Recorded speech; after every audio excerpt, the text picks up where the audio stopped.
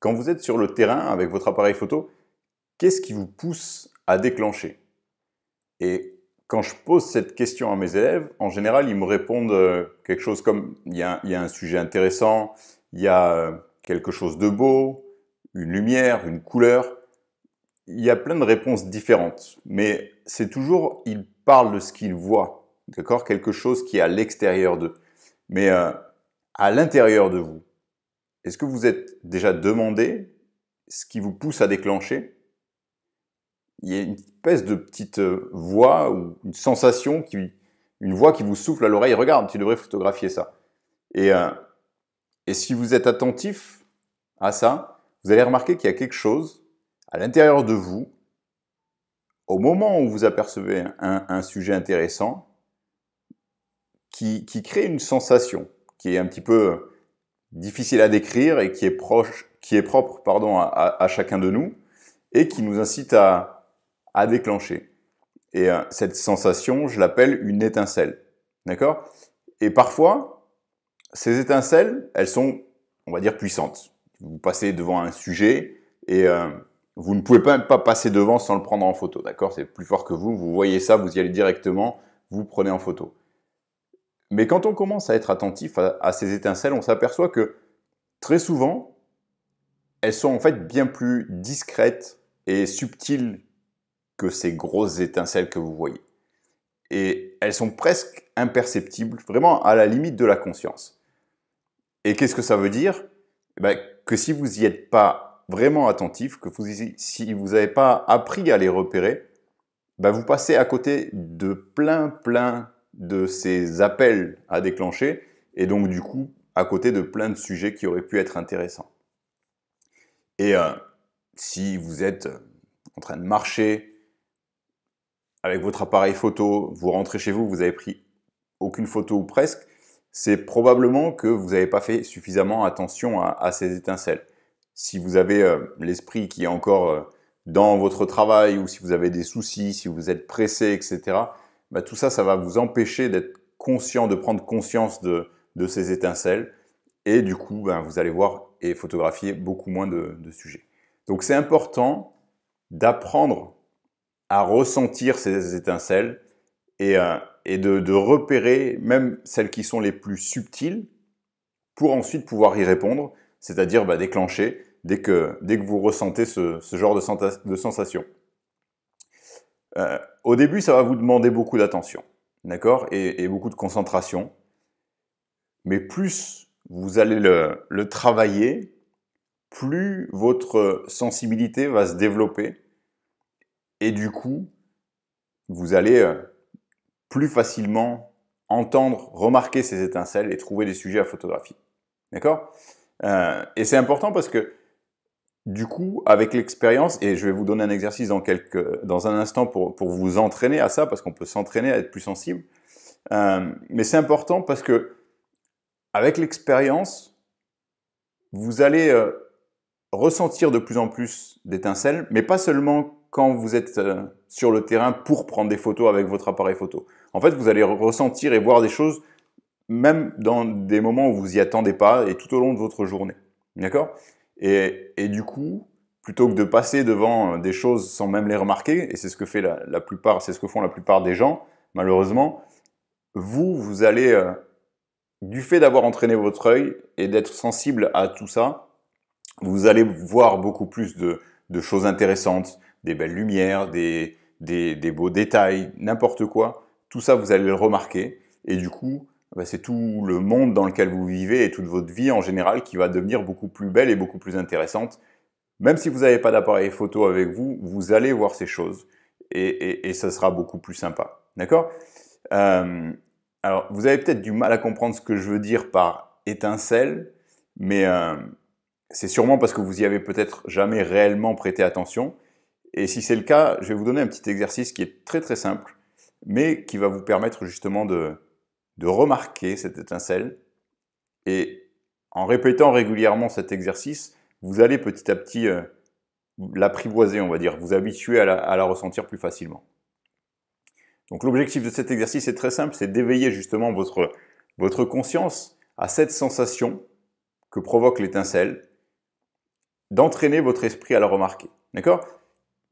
Pour cet exercice, c'est très simple, il suffit de vous promener. Vous sortez, vous vous promenez, et pendant que vous marchez, soyez particulièrement attentif justement à ce que vous ressentez. D'accord? Et si vous avez envie de prendre une photo, prenez la photo, mais en remarquant, en prenant conscience de la sensation que vous avez éprouvée juste avant de déclencher. D'accord? N'essayez pas spécialement de la décrire ni de l'expliquer, simplement de la ressentir, de la remarquer. Ok? Et bien entendu, si vous photographiez, tant mieux. Si vous n'arrivez pas à photographier, parce que j'ai souvent des gens qui me disent comme ça, qui sont un petit peu bloqués. Par exemple, ils remarquent une personne, mais ils n'osent pas photographier. Ce n'est pas un problème. Remarquez simplement la sensation que vous avez éprouvée, ce besoin que vous avez ressenti, cette étincelle. Et même si vous ne passez pas à l'action, ce n'est pas très grave pour l'instant. Si vous avez du mal à percevoir cette sensation, ce que vous pouvez faire, c'est de vous concentrer sur vos yeux et surtout le mouvement de vos yeux. Et lorsque vous êtes en mode photo, on va dire, vous avez votre appareil, vous êtes sur le terrain, vous avez envie de prendre des photos. Si vous êtes attentif au mouvement de vos yeux, vous allez remarquer qu'ils scannent un petit peu tout ce qui se passe autour de vous. D'accord? Et il y a des moments où ils marquent une pause. D'accord? Cette pause, quand il se fixe sur un sujet, et ça peut être n'importe quoi, ça peut être un objet, une personne, une lumière, une scène intéressante, un détail, un événement, n'importe quoi. Prenez conscience de ces mouvements et surtout de l'endroit où ils s'arrêtent. Et au moment où ils s'arrêtent, est-ce que vous ressentez quelque chose? S'il y a quelque chose que vous ressentez, c'est ça, c'est cette sensation, c'est ça l'étincelle. D'accord? Alors cet exercice, il est très simple, vous voyez, il suffit de sortir, d'être attentif à ce que vous ressentez et au mouvement de vos yeux pour essayer de faire correspondre un petit peu tout ça, le fait de scanner la scène, tac, mes yeux se fixent sur quelque chose, je ressens quelque chose qui me dit tiens, c'est peut-être intéressant, je prends mon appareil, je déclenche. Ok? Donc pour l'instant, ne faites que remarquer ces étincelles. D'accord? Le but ensuite, et pour aller plus loin, ça sera d'arriver à non seulement ressentir davantage les étincelles, mais surtout à déclencher le plus rapidement possible et le plus instinctivement possible. D'accord? Et ça, c'est toute une thématique que j'aborde dans mon dernier livre, hein, Libérez votre regard. Mais pour l'instant, focalisez-vous juste sur ces étincelles. Ressentez-les, apprenez à y être plus attentif et à ressentir même les plus subtiles d'entre elles. D'accord? Donc ça, c'était l'exercice. Quelque chose qui est important concernant ces étincelles, c'est qu'une fois que vous aurez compris ce que sont ces étincelles, hein, que vous serez capable de les ressentir, cette sensation, elle vous indique qu'il y a quelque chose à photographier. Et vous devez la prendre en compte, la remarquer et y répondre en photographiant. Mais parfois, le sujet qu'elle veut vous montrer, c'est évident. Vous voyez tout de suite, vous avez envie de photographier, vous ressentez cette sensation parce que vous voyez quelque chose de précis et vous avez clairement conscience de ce que vous voulez photographier. Vous le photographiez et c'est facile. Ok? Mais très souvent, vous allez ressentir quelque chose sans comprendre clairement ce qu'elle veut vous montrer, cette étincelle. Vous n'êtes pas capable, sur le moment, de décrire avec des mots précisément ce que vous avez envie de photographier. D'accord? Dans ce second cas, ne croyez surtout pas que l'étincelle s'est trompée. Si vous l'avez ressenti, c'est que probablement votre inconscient a vu quelque chose. D'accord? Et peut-être que la partie consciente de votre esprit n'a pas encore compris ou vu ce dont il s'agissait. Ok? Et peut-être même que vous le verrez ou le comprendrez jamais. C'est possible que ce qui a provoqué l'étincelle ait déjà disparu au moment où vous prenez conscience en fait de cette étincelle. Et c'est pour ça qu'il ne faut pas se poser 36 questions et essayer de mettre des mots sur les sensations que vous ressentez et essayer d'être, au contraire, il faut essayer d'être beaucoup plus intuitif. On ressent quelque chose, on déclenche instinctivement, sans se poser plus de questions que ça. À partir du moment où vous faites une pause et que vous essayez de décrire, de comprendre ce que vous voulez photographier, vous perdez ce côté intuitif. Et il y a de fortes chances pour que le sujet qui vous est interpellé à la base est disparu avant que vous ayez déclenché. Ce qu'il faut comprendre, c'est que votre inconscient, il gère énormément d'informations, beaucoup plus que ce qui remonte dans votre conscience. Si toutes les informations qu'il gère remontaient à votre conscience, vous serez incapable de fonctionner normalement, vous seriez incapable de réfléchir parce qu'il y aurait trop d'informations, vous seriez noyé dans une sorte de bruit. Donc il y a énormément de choses dont vous n'avez pas conscience, mais qui sont quand même là quelque part.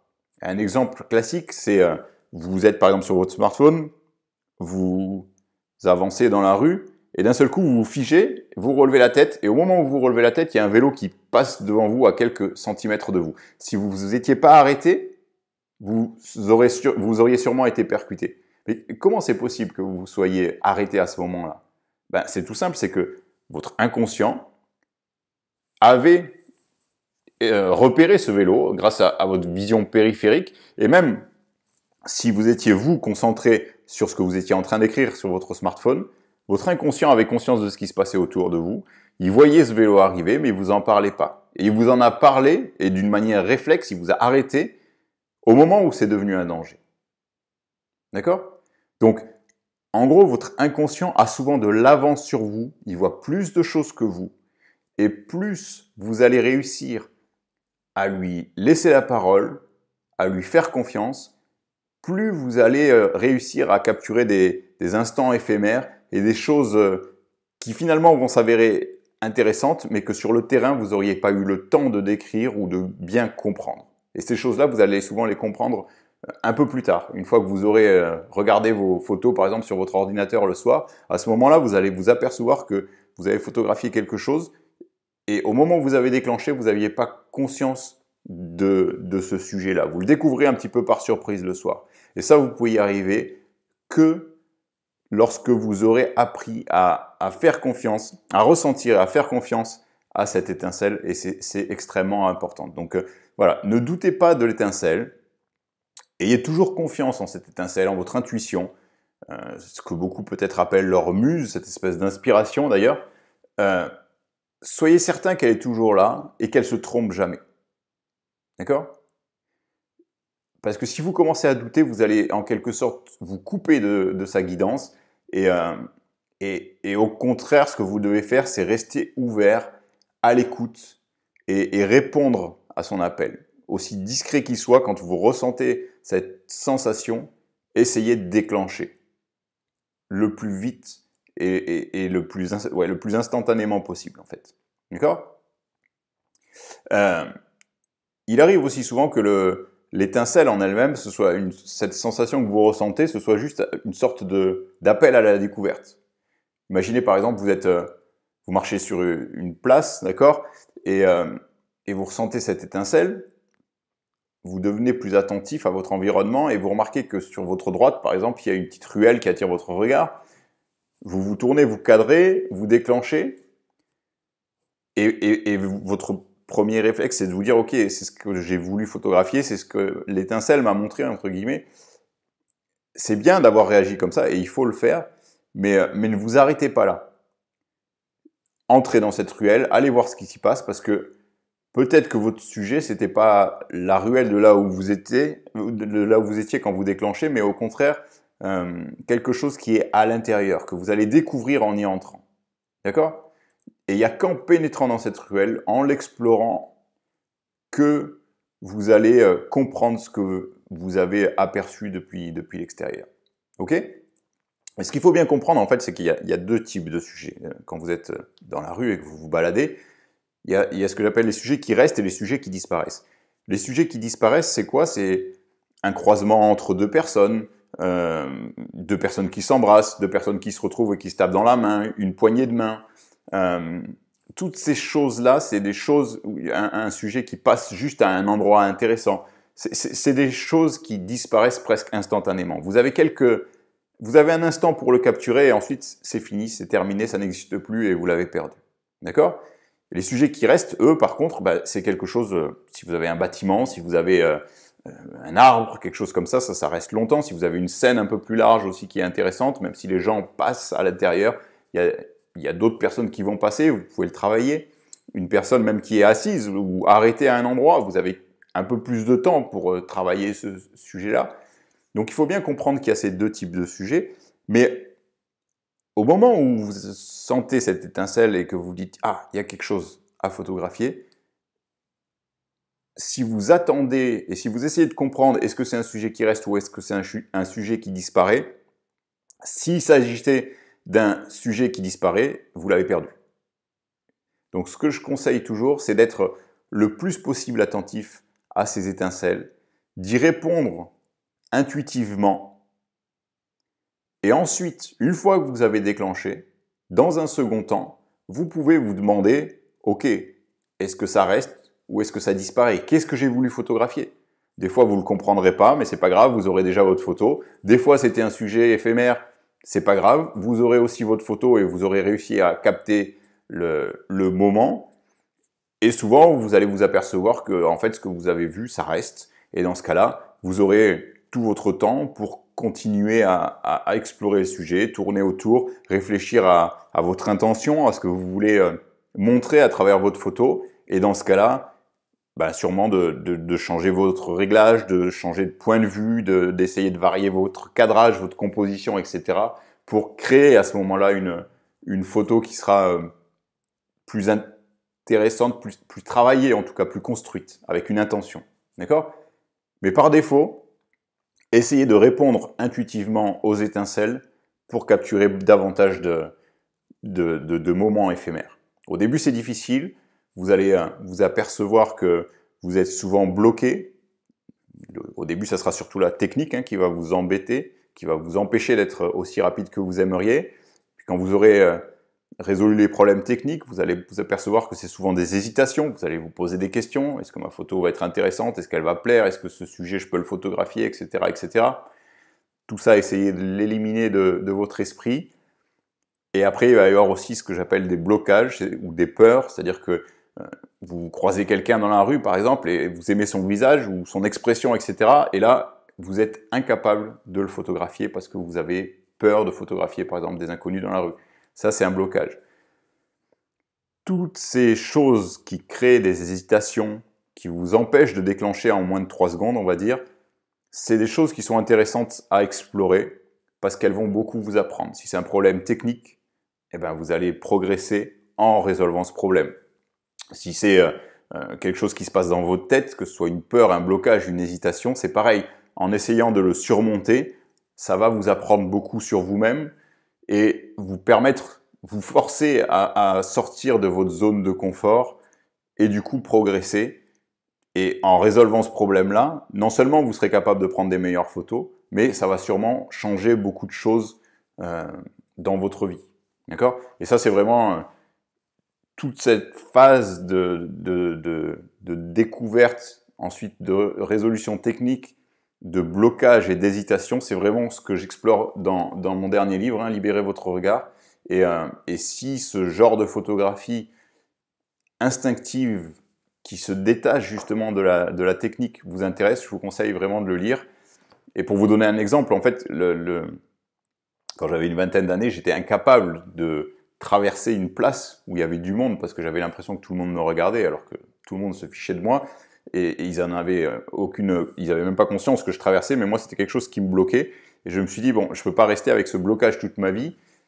Qu'est-ce qui serait le pire que je puisse faire? Ce serait de devoir aller voir quelqu'un et de l'interpeller et de lui dire bonjour, est-ce que je peux vous prendre en photo? C'était absolument inconcevable pour moi. Et petit à petit, je me suis forcé à le faire, je me suis entraîné, et aujourd'hui j'arrive à le faire, toujours une petite appréhension, mais en tout cas j'arrive à photographier des inconnus comme ça dans la rue. Et c'est vraiment en détectant ce blocage et en utilisant mon appareil photo que j'ai réussi à guérir, entre guillemets, à passer cette peur. Et aujourd'hui, ça m'aide dans plein de domaines de ma vie. Et donc ça, c'est vraiment quelque chose qui est important et que j'aime explorer parce que l'appareil photo, c'est vraiment, comme je dis, un instrument magique qui va vous permettre de faire de belles photos, mais qui va aussi vous permettre de changer beaucoup de choses dans votre vie. Et ça, ce cheminement, être sensible aux étincelles, détecter les blocages, les hésitations, les problèmes, tout ce qui vous empêche de déclencher quasiment instantanément, va non seulement vous permettre de prendre des meilleures photos, mais va aussi beaucoup vous apprendre sur vous. D'accord? Et ça, c'est vraiment quelque chose dont je parle beaucoup dans mon livre. Donc, si c'est un sujet qui vous intéresse, je vous invite à le découvrir, à le lire, et vous verrez que c'est une approche qui n'a pas beaucoup été, qui n'est pas souvent étudiée dans les livres ou expliquée, mais qui est vraiment très intéressante. Et tous les retours que j'en ai sont extrêmement positifs depuis qu'il est sorti, parce que il y a vraiment un changement qui s'opère dans l'approche et dans la façon dont les gens appréhendent la photo. Voilà. Donc rappelez-vous l'exercice, sortez avec votre appareil photo, même sans votre appareil photo, vous pouvez le faire d'ailleurs sans votre appareil photo.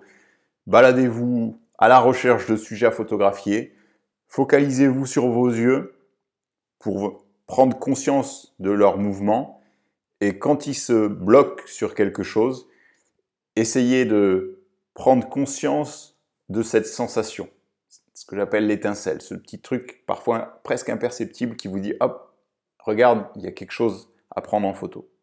Première étape, c'est ça. La deuxième étape, c'est d'arriver à déclencher en moins de 3 secondes à chaque fois que vous ressentez cette étincelle.